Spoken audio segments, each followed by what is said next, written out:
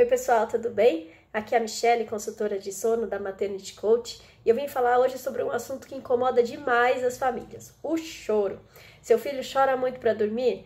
Ele só de perceber que vai para o quarto, ele já começa com a choradeira? Então fica aqui comigo nesse vídeo que nós vamos falar por que isso acontece e como lidar com essa situação.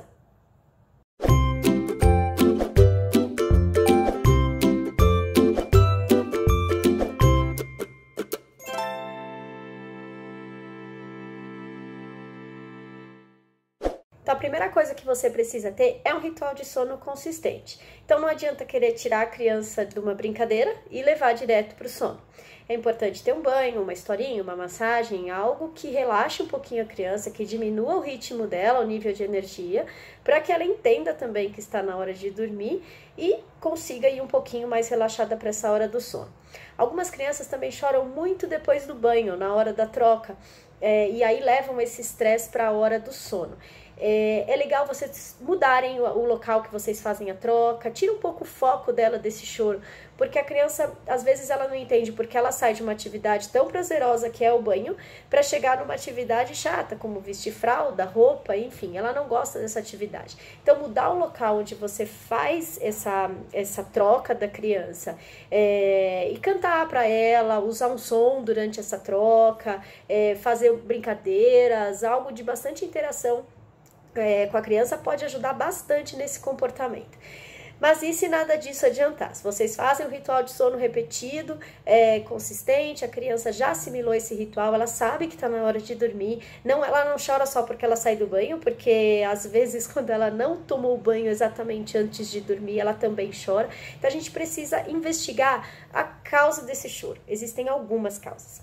A criança pode chorar porque ela quer se acalmar. Sim. Crianças choram às vezes pouco, não é um choro de dor, não é um choro estridente, mas é uma mãe, é uma reclamação, que elas ficam ali. Então aquilo pode ser que é um autoconforto, ela pode chorar um pouquinho para se acalmar. A criança pode chorar porque ela já passou do ponto. Então, crianças que não dormiram nada durante o dia estão extremamente cansadas, irritadas, então fica difícil para elas relaxarem, elas têm sono, mas é difícil entrar no sono, aí ela pode chorar. Esse choro é forte, é um choro agudo, é um choro de efeito vulcânico, parece uma explosão, algo que nada acalma a criança. Nesse caso, a minha dica é sempre falar, cantar, ter bastante palavras de conforto para a criança. Tem um mantra para fazer dormir, então fica falando que está na hora do soninho, deem bastante carinho, sentem com ela, vai fazendo carinho, acalmando essa criança, para depois tentar colocar no berço, por exemplo, se é uma criança que já vai para o berço acordada, ou depois tentar ninar, se é uma criança que ainda precisa de colinho para dormir. A criança pode também chorar bastante porque ela não está preparada para dormir. Então a gente tem que observar a janela de sono da criança. Deve ser muito difícil alguém querer que a gente durma se a gente não está com sono. Então a criança pode protestar por causa deste motivo. Neste caso, reparem na janela de sono dela, reparem numa transição de soneca, por exemplo. Muitas crianças passam de 3 para 2 sonecas aos 6, 7 meses e a mãe continua com 3 sonecas e a resistência na hora de dormir aumenta. Isso não necessariamente é uma regressão de sono. Pode ser que a criança esteja nessa fase de transição e ela precise ficar um pouquinho mais de tempo acordada. Então, repare no horário da última soneca e veja se não está muito grudado com o horário do ritual de sono.